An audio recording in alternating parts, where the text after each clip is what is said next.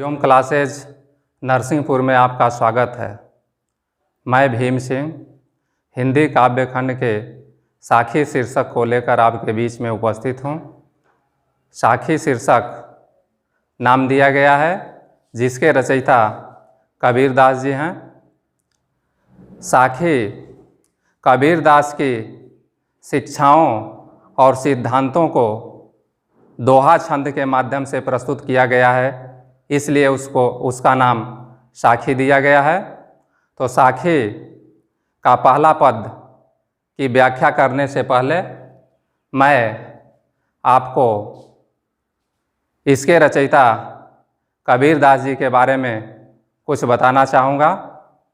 कबीरदास जी का जन्म सन 1398 ईस्वी में काशी में हुआ था, जो वर्तमान में वाराणसी के नाम से विख्यात है। इनके जन्म के संबंध में विद्वानों में काफ़ी मतभेद रहा है। कुछ लोग इनके जन्म स्थान को काशी, कुछ लोग मगहर तथा कुछ आजमगढ़ मानते हैं, लेकिन उचित स्थान को ध्यान में रखते हुए इनका जन्म क्षेत्र काशी ही माना गया है। रामानंद जी के आशीर्वाद से एक विधवा ब्राह्मणी को पुत्र रत्न की प्राप्ति हुई और वह लोक लाज के भय से उस ब्राह्मणी ने लहरतारा नामक स्थान पर एक तालाब के किनारे उस बच्चे को छोड़कर चली आई,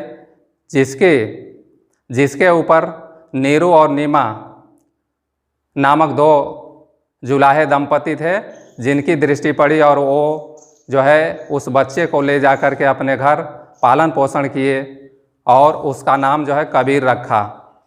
वही कबीर आगे चलकर बहुत बड़े कवि और समाज सुधारक हुए।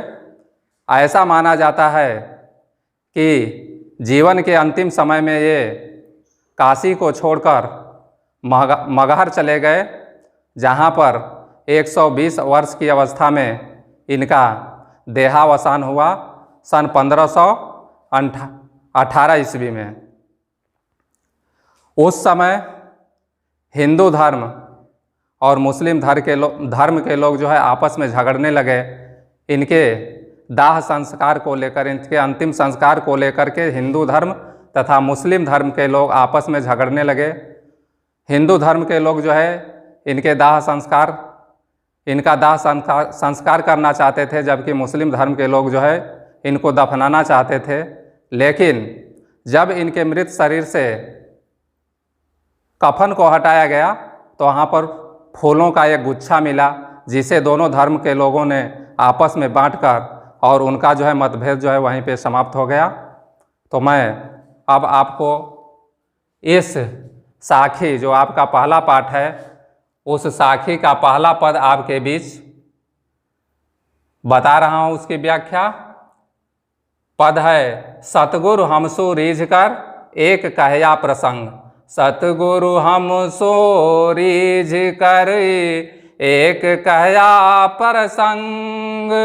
बरसा बादल प्रेम का भीज गया सब अंग। कबीरा भीज गया सब अंग। इसका संदर्भ है प्रस्तुत पद हमारी पाठ्य पुस्तक काव्य खंड के साखी शीर्षक से लिया गया है, साखी शीर्षक से उद्धृत है, जिसके रचयिता कबीरदास जी हैं।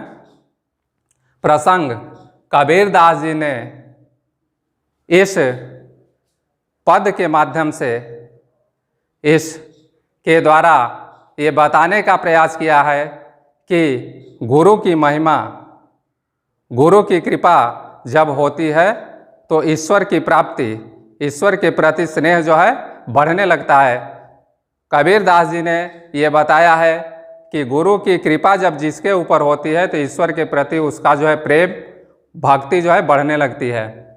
सतगुरु हमसो रीझ कर, रीझ कर माने होता है, यहाँ पर जो है रीझ कर माने होता है प्रसन्न होकर, लेकिन साधारण बोलचाल की भाषा में रीझना मतलब होता है चिढ़ना। प्रसंग माने होता है कथा या उपदेश। कबीरदास जी कहते हैं कि सतगुरु जब प्रसन्न होता है तो वह हमें ऐसा प्रसंग, ज्ञान रूपी ऐसी कथा हमको जो है बताता है, ऐसा उपदेश देता है जिस उपदेश को सुनकर हमारे हृदय में ईश्वर के प्रति सच्ची भक्ति प्रकट होती है और उस भक्ति से हमारे हृदय में प्रेम, भक्ति और स्नेह रूपी बादलों की ऐसी वर्षा होती है, वर्षा बादल प्रेम का भींज गया सब अंग। तो उस भक्ति से, प्रेम रूपी भक्ति से वर्षा ऐसा जो है प्रभु की भक्ति का, ऐसा जो है प्रेम भक्ति का जो है बारिश होता है कि हमारे शरीर का सब अंग जो है भींग जाता है। यानी कहने का तात्पर्य है, कबीरदास जी के कहने का तात्पर्य है कि गुरु की कृपा से ईश्वर के प्रति सच्चा प्रेम प्रकट होता है और उसी प्रेम से मन को शांति मिलती है। इस का भाषा जो है, अब मैं इसका काव्य सौंदर्य आपके बीच जो है रखना चाहूँगा।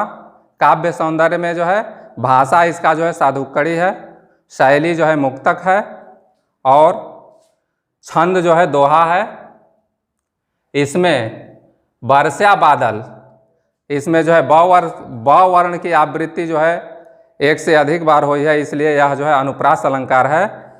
अगर आप इस चैनल से पहली बार जुड़े हैं तो आप इसको जो है सब्सक्राइब कीजिए। अगर वीडियो जो है पसंद आए तो उसको जो है लाइक कीजिए, अपने दोस्तों में जो है इसको जो है शेयर कीजिए और कमेंट बॉक्स में जो है अपना सुझाव लिखना ना भूलें। अगली वीडियो के साथ जो है हम आपके बीच फिर उपस्थित होंगे। तब तक के लिए धन्यवाद।